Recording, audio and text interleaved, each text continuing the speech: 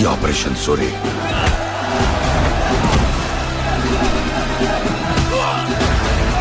Vijay Devarakonda fans కి Kingdom మొదటి వారం నుంచే హోప్ ఇచ్చింది. ఓపెనింగ్ వీక్ లో స్ట్రాంగ్ నెంబర్స్, డీసెంట్ బజ్, కానీ ఇప్పుడు సిచ్యువేషన్ కొంచెం డిఫరెంట్ గా ఉంది.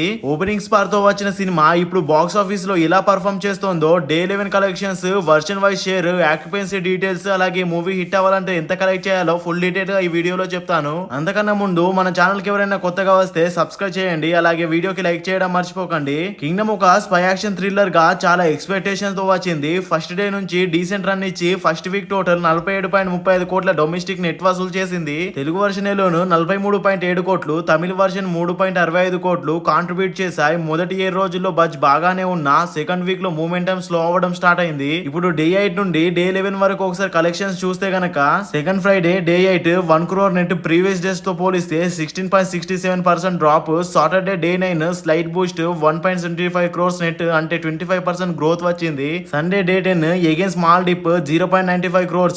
ఈ వేలో 11 days total domestic collections 50.55 crores అంటే సెకండ్ వీక్ ఫస్ట్ హాఫ్ లోనే 50 crores మార్క్ క్రాస్ అయింది. కానీ మూమెంట్ మాత్రం క్లియర్ గా తగ్గిపోయింది. ఇప్పుడు 2D తెలుగు వర్షన్ ఆక్యుపెన్సీ చూడండి. మార్నింగ్ షోలు 14.78% ఆక్యుపెన్సీ మాత్రమే, అంటే థియేటర్ లో హాఫ్ ఎంటీ.